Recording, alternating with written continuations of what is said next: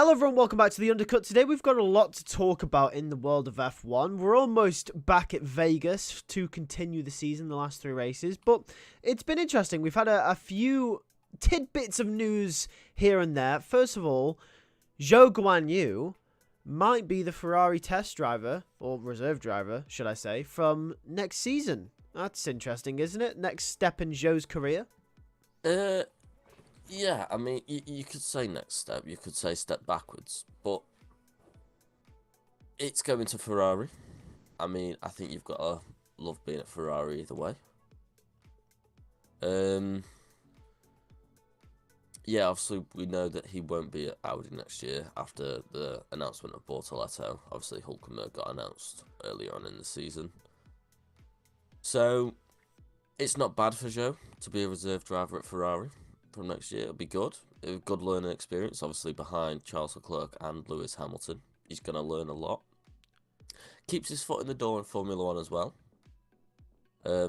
Just kind of hopes he doesn't end up like a Felipe Drugovich. Yeah, or a Teo Porcher, someone like that. Yeah. It'd be really unfortunate for Zhou if this was the end of his career. I don't think he'll ever be back in F1, unfortunately for him. I don't think he's good enough. But hopefully this gives him some opportunities to maybe, like you said, keep his foot in the door of motor racing. Ferrari obviously being a huge organisation. This could definitely give him the plaudits to potentially get into a different category at some point in the future, whether it's Formula E, could be something else. And obviously Le Mans, yeah, and he is obviously the first Chinese Formula 1 driver. So, you know, he's already sort of famous in that regard, especially when it comes to, like, I imagine the Chinese love him for that reason. So it's not like he can't go and do other great things in other categories. But unfortunately, I don't think he's ever going to really be in Formula 1 again, unfortunately. But Ferrari, I mean, if this turns out to be true and he is locked in as the reserve driver, as we saw this season with Ollie Behrman filling in, it's not out the realm of possibility that potentially we might see him drive a Ferrari if Hamilton or Leclerc are, out of a race. Well, yeah, if Hamilton or Leclerc's appendix is go. Yeah. Who knows? Yeah. Yeah, we might see a wild Zhou in a Ferrari. Wild Zhou, yeah. I mean, it doesn't happen often though, does it? In Formula 1, really. Obviously we saw it. Obviously with the appendix coming out in both Albon and Sainz, and funnily enough, 2 of the drivers' appendices going caused 2 drivers to come in Formula 1 the following year. Yeah, it did. Well, so you're saying if one of either Charles or Hamilton gets their appendix removed, Zhou is going to be in F1 the following year? You heard it here first. Yeah. Yeah, no. So it's bittersweet for Zhou, isn't it, really? Yeah. Bittersweet. I mean, imagine going, like, you're at Sauber. You're a Formula 1 driver. You've got this Audi project coming in. You have a bit of a shit year. You've got a rookie coming in from F2 taking your seat.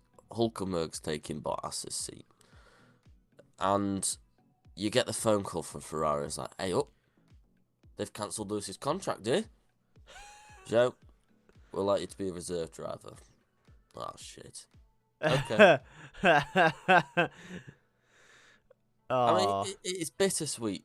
It's Ferrari, but you're just watching data. Yeah, I mean, it's not. If he does end up being the Ferrari reserve driver, it's not the end of the world for Zhou, is it really? I mean, I'd take being the Ferrari reserve driver if I'm honest. So, well, yeah, it's just the fact that he's gone in a Formula 1 car with a potential Audi project. Yeah. To be in it. It's Ferrari, so you can't be mad. But it's a reserve driver. Yeah, he's going to one of the most prestigious sport organizations in the entire world, but he's only going to be the reserve driver when a potential really great future project is happening right under your feet, and you no longer are going to be a part of it. So, it's unfortunate for Zhou, but also bittersweet, as you said. I will put this out there though. I don't think Zhou should be the Ferrari reserve driver, and I'll say why. I just think it's a missed opportunity. I know Zhou. The benefits of having Zhou as the Ferrari reserve driver are that he's driven in Formula 1, he understands data, and he is, he's got a wealth of experience when it comes to driving a Formula 1 car. He knows the stuff. However, I feel like there are, as we've proven this season, rookies with potential to rival some of the most experienced drivers on the grid right now that could take that reserve driver's spot, learn through the data, learn under Charles and Lewis, and then potentially get a seat at Haas at some point potentially, or a lower team in the future under the Ferrari wing, and then come in to replace either Lewis or Charles when the time is right. Obviously, that's Oliver Behrman at the moment, and we hope that is the career path he takes. However, I feel like there is another opportunity for a youngster to come in to be the reserve driver at Ferrari, and I feel like having Zhou, who has already had his time, is a wasted opportunity for that. Is there a youngster there ready? Because obviously we knew it was Behrman last time. Yeah. Or last season. Or this season still. Is there a youngster there ready specifically for Ferrari right now? Now, that's the thing. There's not one. There's two names that I think stand out to me, but they're not like, in terms of names, they're not ones that stand out like Ollie Behrman did, where it's like, get him in a car. Those are obviously Arthur Leclerc and Mick Schumacher, but I don't think either of them really deserve that sort of chance the way Ollie Behrman did. Not that they don't deserve it, but they don't stand out to me. Yeah, the Mick Schumacher thing, isn't that kind of a Zhou situation? No, because I think Mick Schumacher's a bit different. I think because Zhou's had longer than Mick did, and I think Mick was, I think, treated a bit unfairly. How many years? Zhou's had 2 years. 3 years. 3 years. Mick had 2. Yeah. But Mick had a couple seasons still. We also have to remember, though, Mick is the reserve driver at Mercedes. Yes, he is. Yeah. Which is also why the name doesn't stand out. But the thing is with Mick Schumacher is that he didn't have the sort of facilities in either of the seasons he was there. No. Zhou has had facilities. Well, not this season, but the previous 2 seasons. But in the previous 2 seasons, Zhou did well. Yeah, he did. But what I'm saying is Mick Schumacher, I don't think had his chance. No, and he was treated unfairly by Gunther, in my opinion. Yeah, but I mean, it's Ferrari, but it's also Mercedes. So Mick's got his reserve driver already sorted. Yeah. So I don't think Mick was an option for Ferrari, because it's including taking him out of Mercedes. The interesting thing with Arthur Leclerc, though, is, and it does move us on nicely here, is that he is going in the seat for FP1 in Abu Dhabi alongside his brother Charles. Yeah. Now, that does... Usually, the FP1 driver, I mean, it's either a rookie that you support or is up and coming, or is one of your reserve drivers, isn't it? Yeah. And I wouldn't be amazed. I would be amazed if Arthur Leclerc isn't going to be the reserve driver after Zhou. I think Zhou will only be there for a year. You think so? I think Zhou will move on. I think this is just bedding Arthur Leclerc into the team a bit more now. Because this is his first session in Formula 1, isn't it? It is. The thing with it's very raw for him at the moment, Arthur Leclerc. Well, that's why I'd think like if they were to put faith in Arthur Leclerc, It's faith. Faith is. But that why not just making the reserve driver now? Like the thing is, I get why they picked Zhou because I think even though he wasn't the quickest driver on the grid, the wealth of experience Zhou brings with understanding the data and how to drive a car and what needs to make a good car is all there. And Arthur Leclerc won't have any of that yet. So No, I understand why they go with Zhou in that regard. But if in terms of embedding potentially a future driver into the team, whether it's whether he goes to Haas or whatever, I think is a lost opportunity for now anyway. Yeah. The thing is with Ferrari though, they don't always bet on youth, do they? Not always. No. They haven't got a good track record with youth. I mean, the last noticeable youth that they put in their team was Charles. Yeah. And when was it before that was then? quite a big thing, wasn't it? I remember when the news came out, like Ferrari giving the youth a chance for like the first time. When was the last driver that came from the Ferrari Academy that was promoted to Ferrari? Who was the last one? I really can't remember. I genuinely don't. I can't tell you because what have we had? We've had, well, obviously it was. You've had Charles and Sainz. You had Charles and Seb. Yep. We had Seb and Kimi. Seb and Raikkonen. Yep. Raikkonen and Alonso. Yeah. And then it was Massa, Fernando. Yeah. And then it was Massa, Raikkonen. Yeah. And then it was Massa, Schumacher. Then it was Schumacher, Barrichello. And then this is going now before my time. Then obviously you go into the 90s and you go... It hasn't been in this century. No. Yeah, that's quite crazy actually. So Schumacher was probably the last young-ish one. But Schumacher with a long-term project in terms of Ferrari mind. Yeah, Schumacher though came from Benetton, so it wasn't like he was from the Ferrari Youth Academy. No. The last driver I can think of that isn't Charles Leclerc that would have probably got to Ferrari was Jules Bianchi. Yeah. That came from the Ferrari Youth Academy. And obviously, rest in peace, Jules. But if he had, if he had obviously not had that crash and had survived, obviously if he'd made it, a few more years in Formula One, then I think if his talent proved he was the man that we all thought he would have become. In that Ferrari. Yeah, and the thing is, he would have been one of the veterans at the moment. We would have I think we'd be having conversations about when Jules is going to retire soon. I think probably right now, right? Yeah. No, 10 years down the line. I mean, if he was going on the track record of Hamilton and Alonso, not yet. No. I mean, who would it have been then? I mean, we would have had.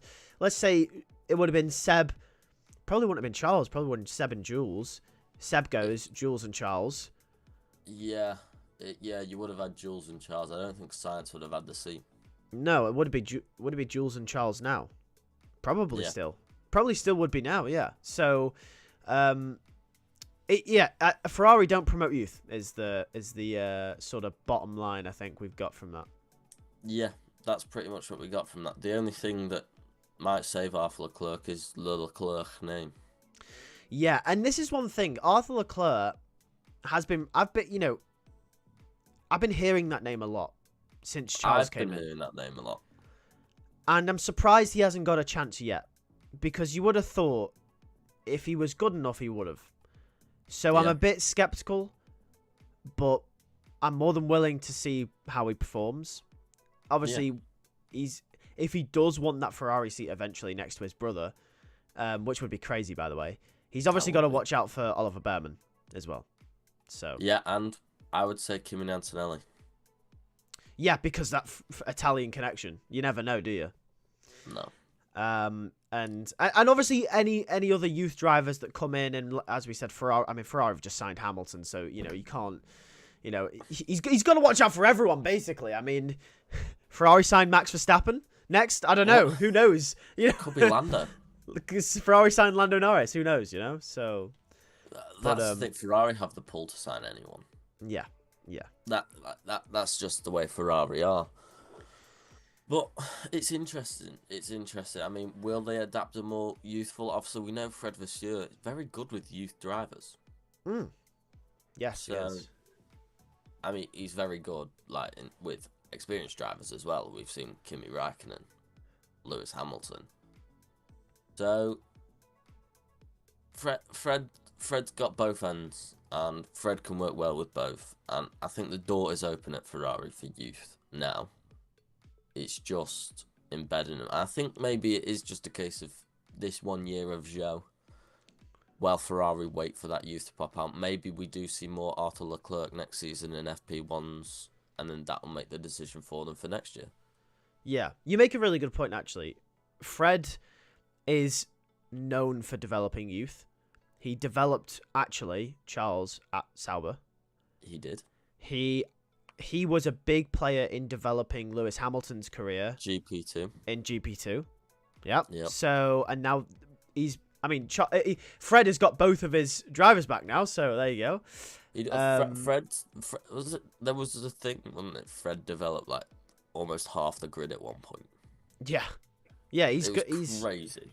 Obviously, like you mentioned, he's worked with Räikkönen. He's worked with various other drivers. So, yeah, he's I think potentially Leclerc. With Seb back in the day. Yes. When Seb drove the United States Grand Prix 2007, he would have worked with Seb, because Seb came in to replace Kubica for that one race. So he would have worked with Seb. Yeah, he would have worked with Seb. So crazy, he's worked with everyone. Fucking hell, Fred. Fred's doing a madness. Anyway, so there you go, Fred. What have we got next then in the world of Formula 1 this week? What's happening?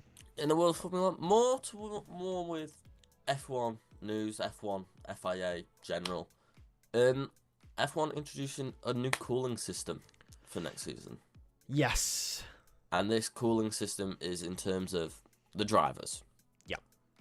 So we saw what happened in Qatar last year. Yeah. The exhaustion, the problems, the almost passing out of drivers. So if F1 have introduced a new thing, there isn't much information from it, but it has come as a request from teams and drivers from that Qatar Grand Prix. And the proposed systems that the teams and the drivers have put to the FIA have all been approved. Oh, lovely stuff. So that comes in from next year. So we shouldn't have any more of this issues in terms of drivers on the verge of pass out at the end of a Grand Prix. It was horrible, wasn't it? Wasn't the likes of Singapore and Qatar. It was horrible. I remember Lance Stroll getting out of his car and passing out, and Logan Sargent almost having to retire from the Grand Prix because he's his vision's going blurry down the main straight. Yeah. It's just that no F1 driver should have that experience. No. So I'm glad that everyone agrees, and if all 20 cars have it, then and if it becomes mandated for the cars, then there'll be no complaints for the teams about aerodynamical advantage or whatever. And if they make it mandatory, that'll be great. And then all the drivers are happy. Yeah, I think obviously if the FIA need to approve them all, see what's happening with it. But as long as it's less to do with, I think the F1 teams understood that it's more down to safety. Yeah. At this point, and it is important to have that, because at the end of the day, as long as your car gets home in one piece as well, your driver's in one piece, you're happy, no matter where you finish. Yeah. So that's the main thing. The last thing you want is a driver passing out behind the wheel. Yeah, that's into awful. A barrier. And we saw exactly that's happened before as well. We remember back to Felipe Massa, obviously, in Hungary 2009. That was a spring. Yeah, a spring came off the back of Barrichello's brawn and hit Massa literally in the head. And obviously he's wearing a helmet, but it was enough to knock him unconscious at the speed they were going. Yeah. And he's gone straight into a barrier. He's gone straight into a barrier, and then he was out for the rest of the season. Yes. He was replaced by Luca De Boer for 2 races, and then he was replaced by Giancarlo Fisichella, which was interesting. Very weird time for Ferrari that was, but that was a bit mad, that was. But Massa, obviously, he made an appearance at the Brazilian Grand Prix to wave the checkered flag, so he did rock back up to the paddock. But it took him a while to recover, so we've seen that sort of thing happen before. We don't want that to happen again, obviously. No. I mean, the thing, the lucky thing for Massa was the barrier that he went into wasn't. It was sturdy, it was stable, it wasn't massive, and it was going uphill as well. Yeah. So obviously, a little speed did get scrubbed off. Yeah. But it makes you think, like, what if it was Grosjean that got knocked out in that crash at Bahrain? Yeah. Yeah, absolutely. What was happening to Grosjean? Yeah.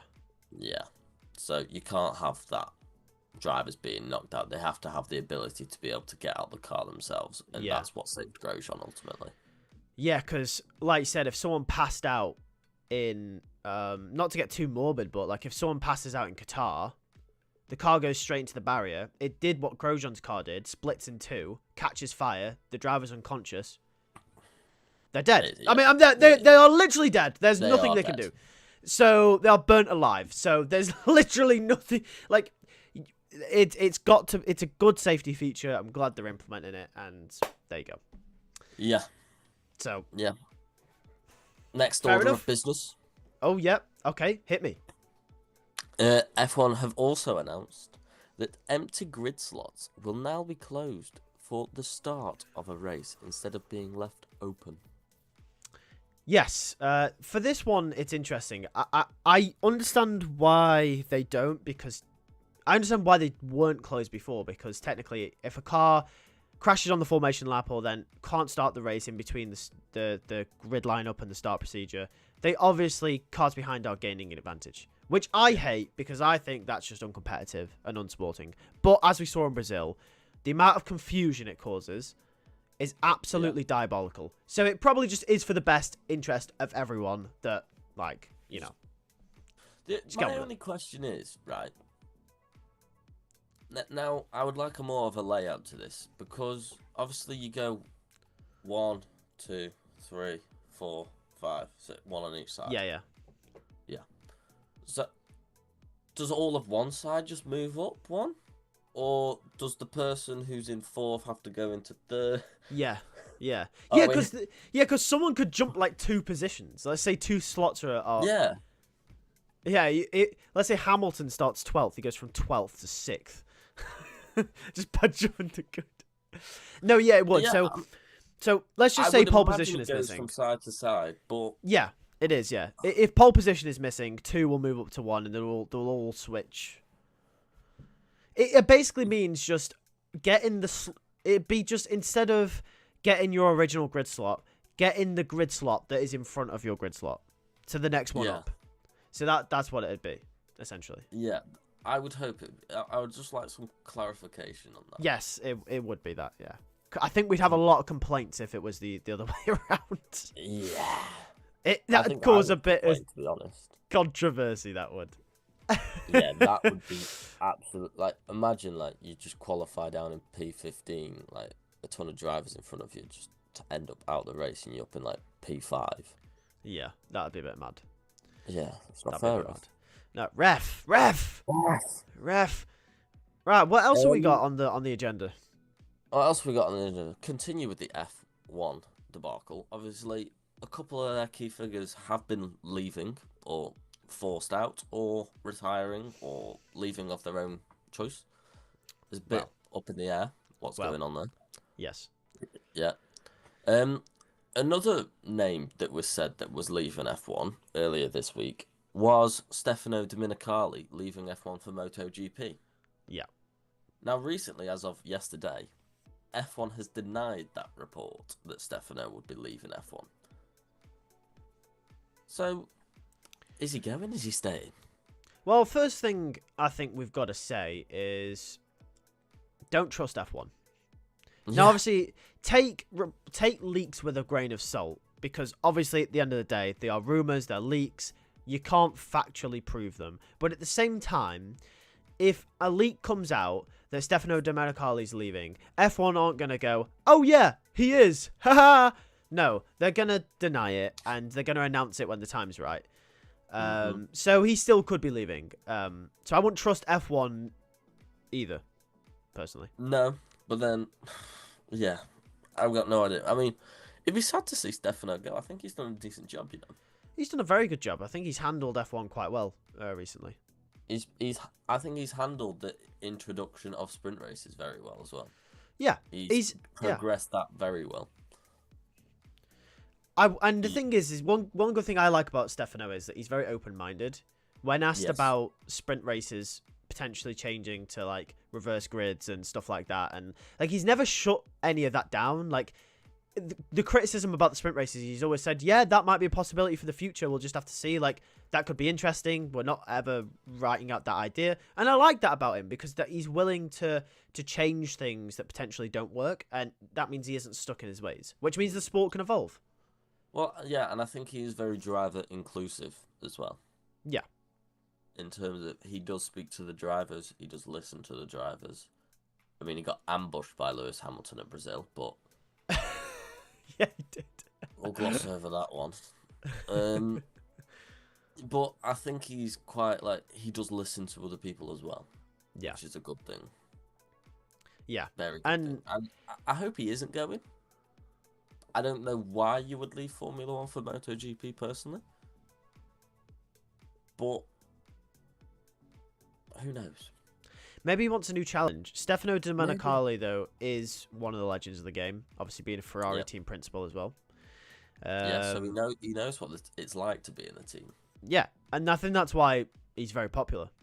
Yeah. Because he's got that sort of relatability there. It's like sort of like how drivers can become stewards after they retire, sort of thing. Yeah. They can look at it from a driver's perspective instead of like they can see more of those grey areas that like potentially people just watching on the telly can't. So sort of the same sort of vibe I get from it. It is the same sort of vibe. I mean, he's obviously not. He's not the guy. He's not an FIA steward. No. For anyone who's thinking, so he's not the one where all this he's not like the Michael Massey. No, he's not. He isn't that guy. No. So that's what we're getting at. He knows what he's doing. Some of these people who are making them decisions don't. Yeah. Oh god. But stewards are actually just touching on this though. Yeah. Real quick while we're here. The stewarding. We've talked about this a few weeks ago, or it might have been last week, I'm not sure, but obviously we are going to get a reformation of the rules at some point. They're saying Qatar, they're going to start introducing new rules, which is going to be good, but is it going to work? like the more I've thought about it, like I'm not very optimistic about it. Yeah, I don't know. I think it's one of them we're just going to have to wait and see. Yeah. We're going to let us know in the comments. See. Yeah, let us know. Do you think it will work? Oh, who knows? It's Formula 1, isn't it? Yeah, anything could happen. But final order of business that I've got on it, it's a bit of nice news. Okay. Williams have confirmed that they will be at Vegas. Oh, thank God. Oh. Yeah, so this was, for people who didn't know, a little bit up in the air. But we've got Mr. Lawrence Beretta. Yep. Has confirmed for us. He has chatted to Williams. This is what he said. Yep. He's chatted to Williams, and they have told me that there was no truth in the chatter that they wouldn't be in Vegas after sustaining massive damage. Obviously, the 3 crashes that they had in Brazil. They have both cars ready to race in Nevada, and it's an incredible effort by the team to do that. Did you see Williams had released pictures of the damaged cars in their factory? Is it bad? Oh my god, it was all over the place. It was like a bomb blew up in there. Honestly, I mean, there were parts everywhere.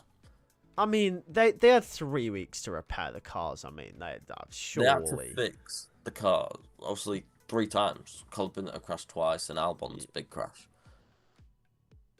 Yeah. So, all I'm saying is that their cost cap, their budget for upgrades in these last 3 races, their budget has been finessed. If they were planning to bring upgrades to the last 3 races, that no chance. Not happening. No, it's not happening. Nope. No chance. Nope. Not happening. But yeah, no, it's nice to know that they will be there. Yeah. And we'll have all 20 drivers racing. I mean, the only other time that a little bit skeptical on whether all drivers would be there was when Haas went through that bloody thing in the Netherlands. Do you remember? Yes. Is it that company was trying to like sue the assets or something? Uralkali. Yes. Uralkali. The Russian. They were the Russian title sponsor. They gave them a bunch of money. Then obviously the war happened, so Russia and all Russian companies got sanctioned, which meant that they couldn't sponsor the team in this sport. But Haas just basically took the money and ran, and then they went on the car, so they were pissed. So then they came back and were like, "Hey, you kind of used our money for your car. Please give us some money." And then they did. So yeah, yeah. But we've seen this happen before, though. I remember a time. There's probably been a time afterwards, but I remember 2007. 2008. The Spanish Grand Prix 2008 was the final race for Super Aguri. And then come the next race, they weren't in F1 anymore. They just left mid-season, just dipped. They ran out of money and dipped. That genuinely. And it was such a shame because one of their drivers, Anthony Davidson was their driver as well. Anthony Davidson was their driver. And the other driver, Takuma Sato, it was really good. He was so underrated. Great driver. But anyway, that's the last time I can remember that happening. So, Williams, if they don't turn up, then ran out of money. And now we have a cost cap. It's entirely possible for that to happen. What do you do, by the way? What do you do? Like, if you breach the cost cap, run out of money, and then you can't rebuild your car, what do you do? Well, apparently, nothing happens if you breach the cost cap, according to Red Bull. So. Oh, yeah, it's true. Yeah, Williams, go for it, mate. May as well just go for it. I mean, nothing happens. Yeah. You just get a little slap on the wrist, a little fine. Here we go.